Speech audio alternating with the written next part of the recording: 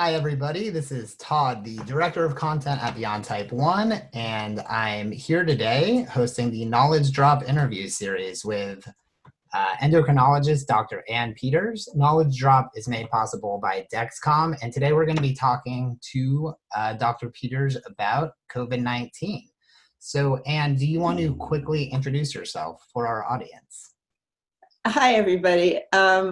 I'm an endocrinologist, but really a diabetologist, and I take care of hundreds of people with diabetes, mostly with type 1 diabetes. And I have a lot of experience, and I try to keep up to date on everything. So I love talking to you and answering any questions that Todd might have.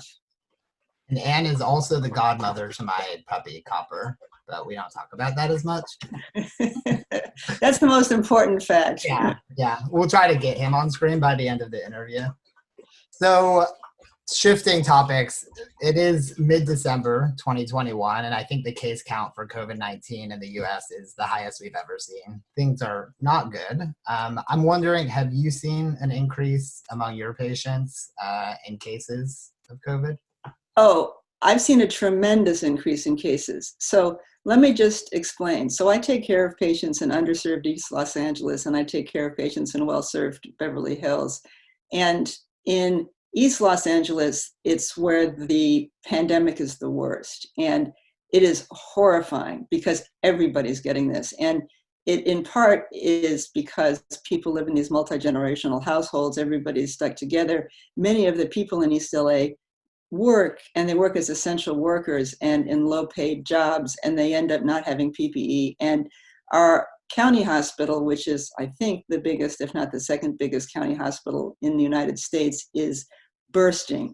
It is full to capacity with patients. We can't get them ICU beds. And it is the most horrible thing I have ever seen as a doctor as to what's happening to people there. And people with both type 1 and type 2 are getting COVID. In my West Side practice, where people were for a long while keeping safe, I'm no longer seeing that. So I'm seeing this marked increase in people with type 1 and type 2 diabetes getting COVID. In fact, probably every day, if not every other day, I see somebody who has it. The good news for my West Side patients is that not a single one of my patients has ended up sick enough to be hospitalized.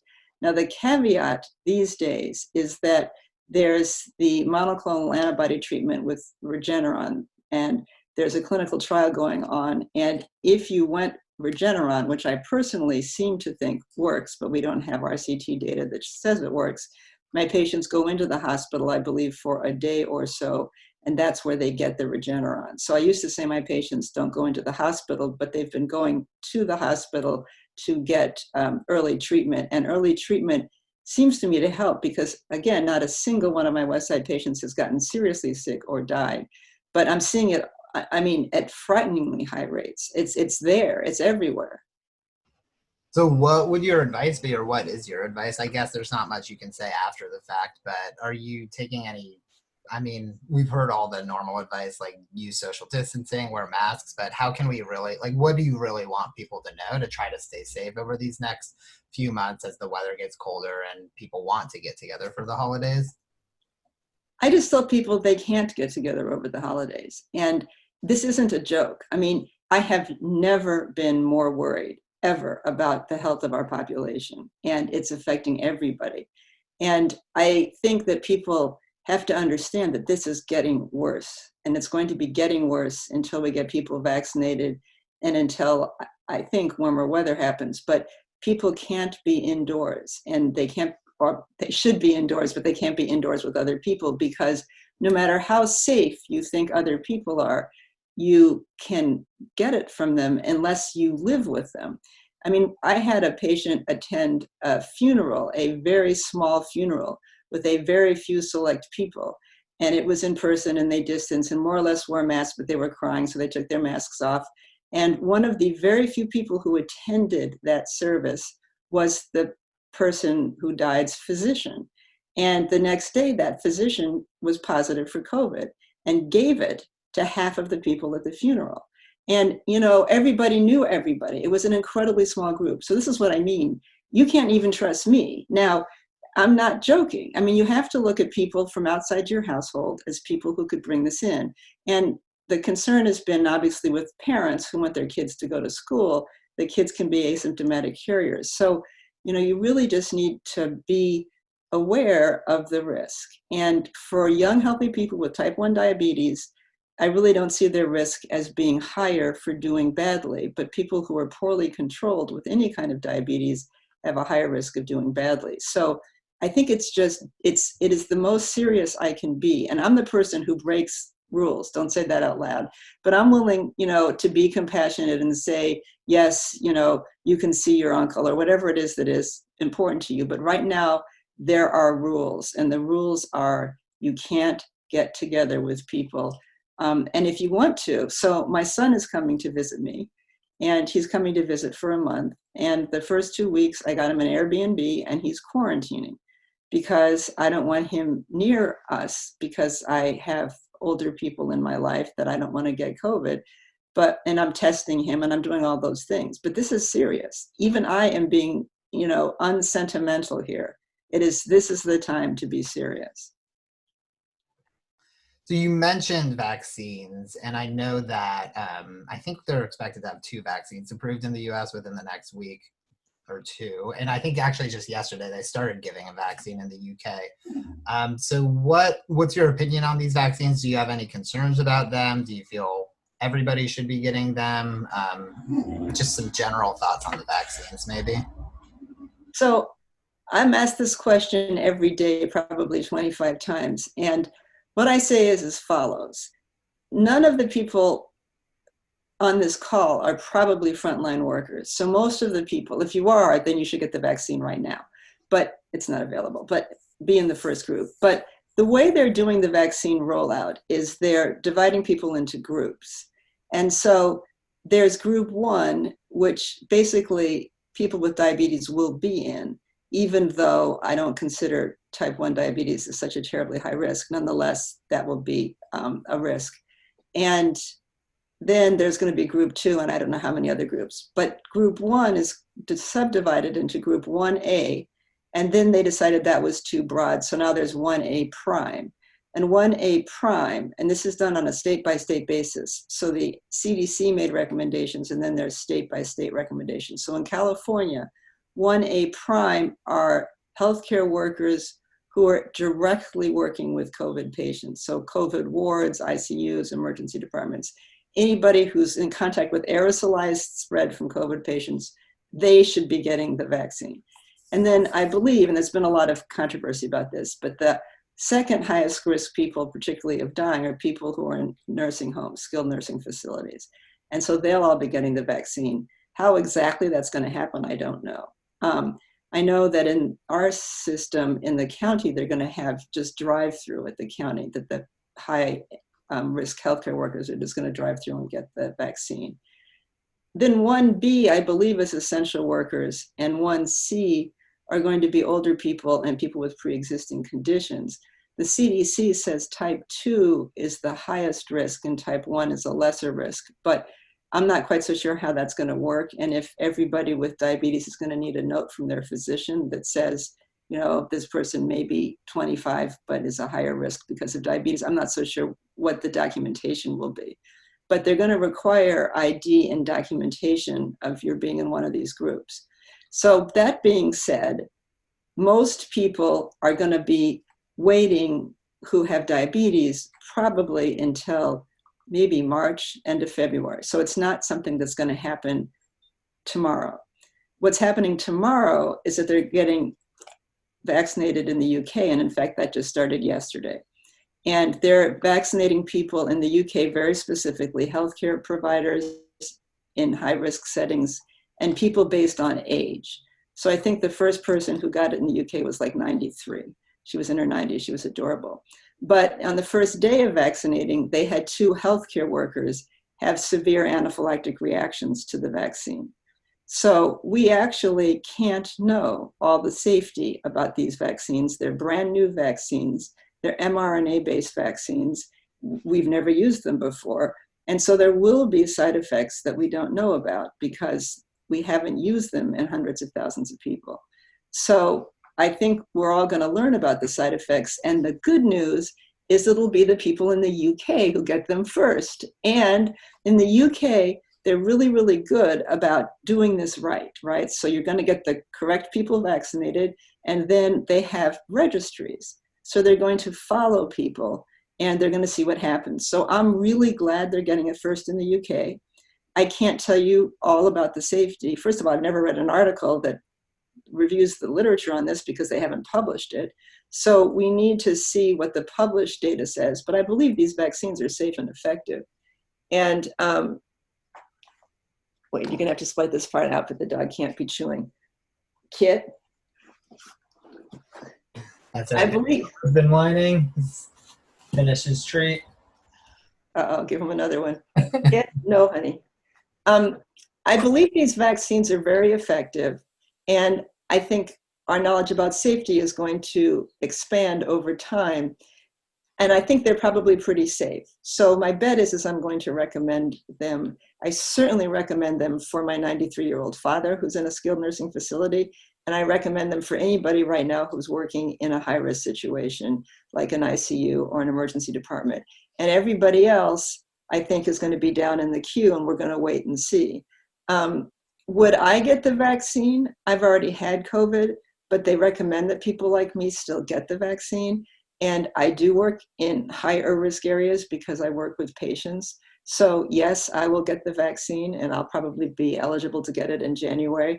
And, you know, I think it's a good thing.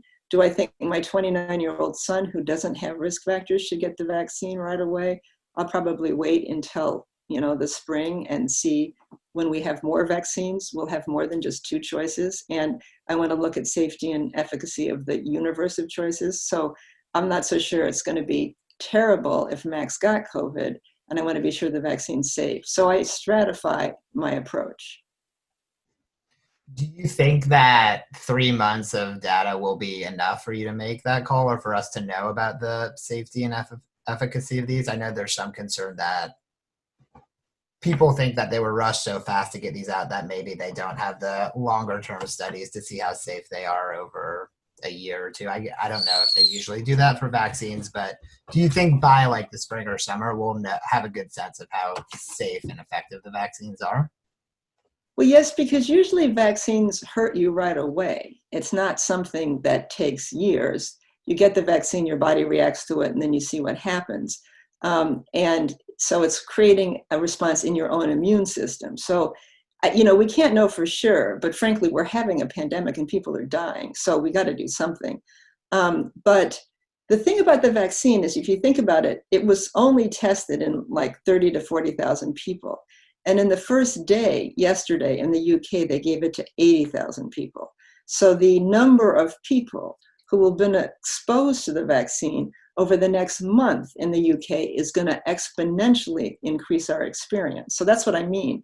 It seems that we did a lot of testing, but we didn't do a lot of testing. We're talking about what are the side effect risks in hundreds of thousands of people, not tens of thousands of people.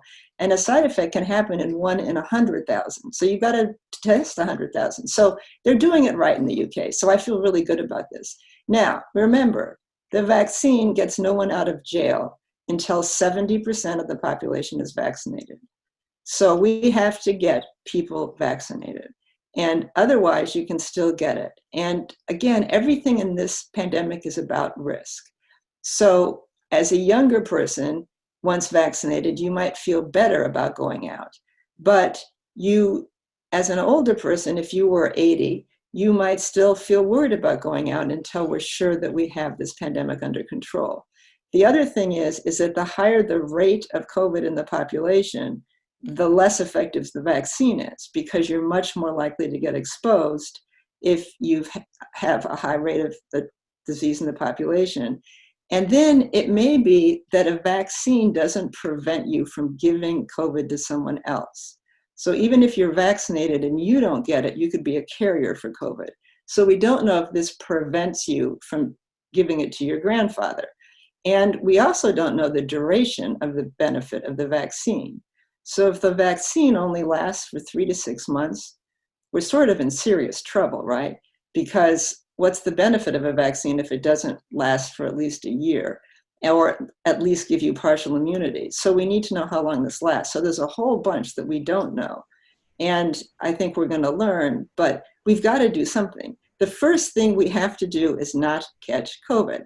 And that means not hanging out with other people, not hanging out with other people in particular in closed, small indoor rooms.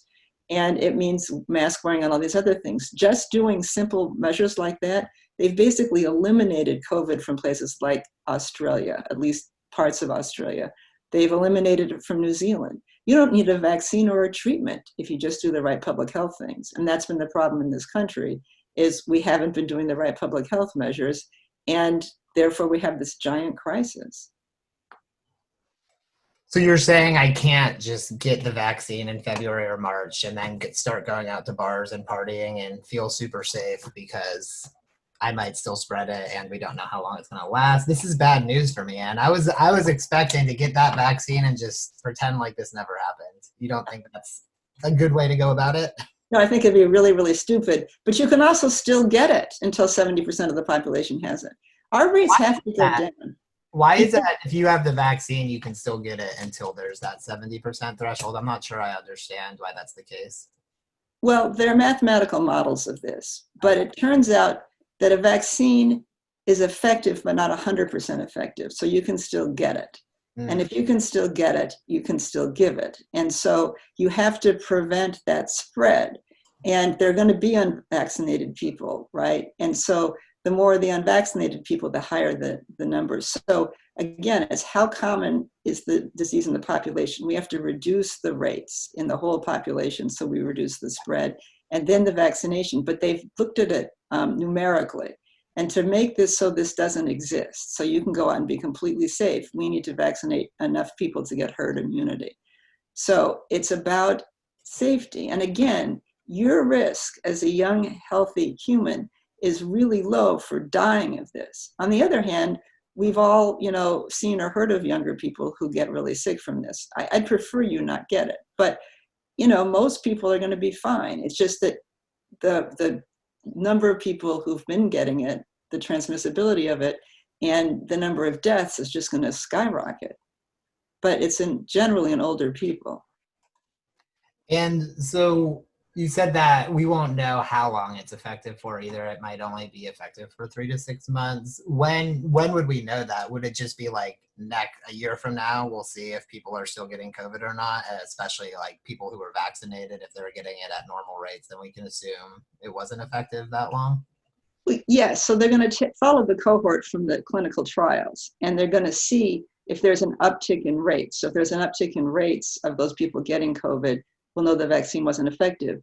You can early on measure antibodies. And so that's what they've done in the beginning of the trial, and they see that the antibodies to COVID go way up. So they know that it's protective. And then they did the trials and they saw that people weren't getting it, or they weren't even getting severe COVID if they had the vaccine, but the rates are much lower. Again, this is all based on press reports, not on peer-reviewed data, but I believe these are effective. But the thing about it is that then you get something called cellular immunity. So there becomes in your body a memory of having had COVID or having had the vaccine, so that if you get re-exposed, your body makes antibodies again right away and kills it. So antibody titers will go down, but that doesn't mean the vaccine isn't still working. It can be working on a cellular level that we can't measure. And the measurement really is, are the people who were vaccinated getting COVID again? And if they're not, that means it's good. So it's kind of frustrating because we can't do a simple blood test to say you're immune, because it's not something we measure. But there are studies with SARS-CoV-1, which is the SARS virus that came out first. And they've studied people for up to 17 years, and they still have some element of immunity. So if you look at other similar viruses, there's one similar virus, there is long-lasting immunity that they've looked at. But again, that's very small numbers over time. But I believe in my heart of hearts as a physician, but also as a human being who wants to believe in good things, I think that we're going to get immunity that lasts, or at least partial immunity, because I don't really care about whether or not you get COVID. I really care if you die from COVID, or you become disabled from COVID, or you end up in a hospital. So mild COVID is to me not the problem. It's like getting a head cold, but getting severe COVID is the problem. And seeing severe COVID, is really awful. You just don't want to get severe COVID. What do you know about, like, I forget if they're calling it long-term COVID or like the long-term effects? There's some people who have had COVID and then even like 4, 5, 6 months later, they still are having trouble breathing. They don't seem to have recovered fully. Do you think that is common? Is that uncommon? Will people get better from that? How much do you know about these longer-term effects of coronavirus and what we're learning about that? Well, they call them long haulers, long haul COVID. And I think that's complicated. So there's the whole concept of chronic fatigue syndrome, which I think in certain people is caused by a virus or viruses. I don't quite know. And one of the problems with chronic fatigue is we haven't been able to identify a virus that causes it. But I've had enough patients who've had it over the years where it really seems to me like it was a virus that triggered this process in them. It's been hard in the medical community because we've not been able to identify anything in someone's blood, and then everyone says, oh, they're just depressed or whatever. But honestly, I know people who have chronic fatigue that really got something. I mean, it's not just that they got depressed, it's that they have an illness. And so we can now see this with COVID. And I can only tell you my own experience, which is that I had COVID for a month, and I felt sick and had all sorts of symptoms. And then I thought I was well. And then I was functioning in this world of chaos and telemedicine. And I didn't feel right, but I didn't think it was COVID. But then one morning in September, I woke up and I was normal.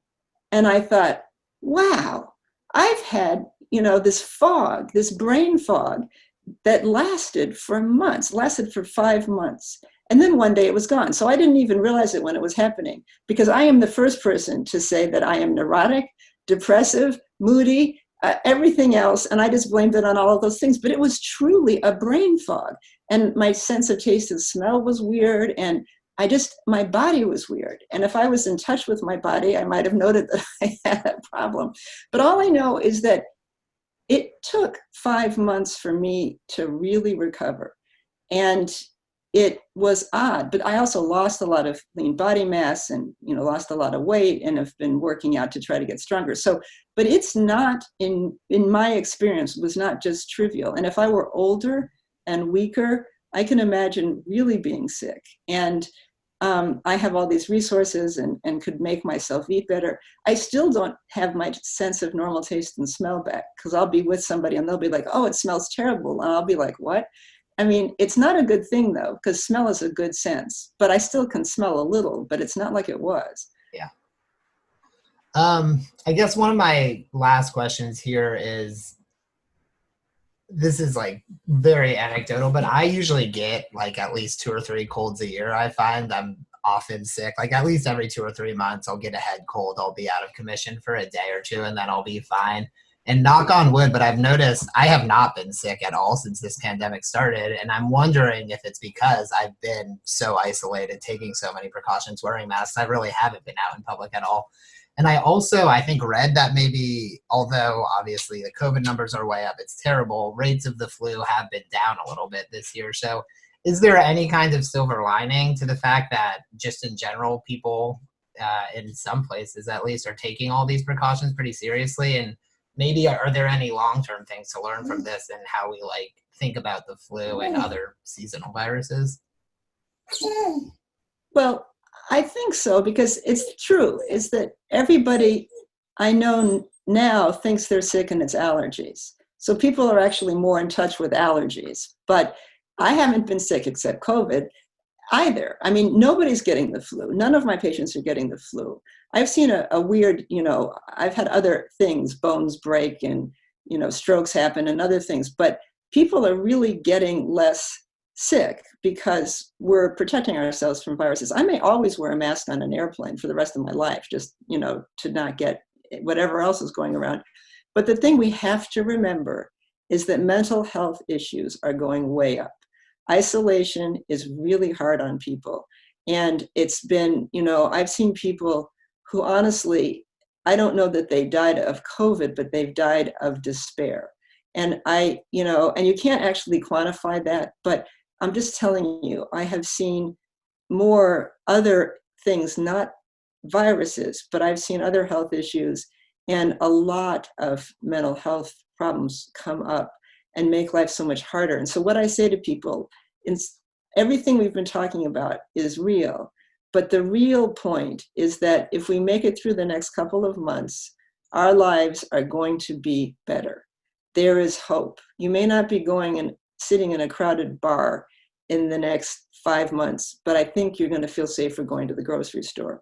And I think that we're just going to get better and better. But anybody watching the news for the next 2 to 3 months will see the death rates, will see the hospitals being overcrowded, will see despair. And I want people not to despair. I want everybody to say, we've got a handle on this. We've got some treatments that work. We've got vaccines that we think work. So we really need to be positive and help each other. Aww. Great. And is there anything else, any other questions that I didn't ask? Anything that the audience should keep in mind when it comes to coronavirus, especially as we continue through this cold winter? Well, I think the most important thing remains, make sure you have everything you need, because as the healthcare system gets more overwhelmed, doctors will become, again, less accessible. And many of us doctors may be pulled into working into places we're not used to work.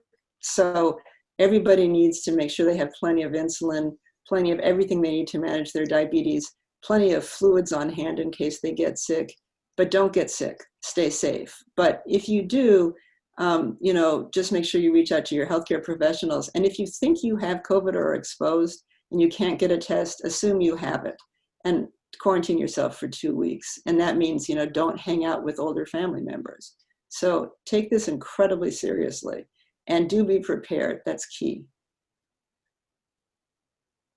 Great. Well, thank you so much, Dr. Ann Peters, and thanks to Dexcom for making this interview and for the entire Knowledge Drop series possible.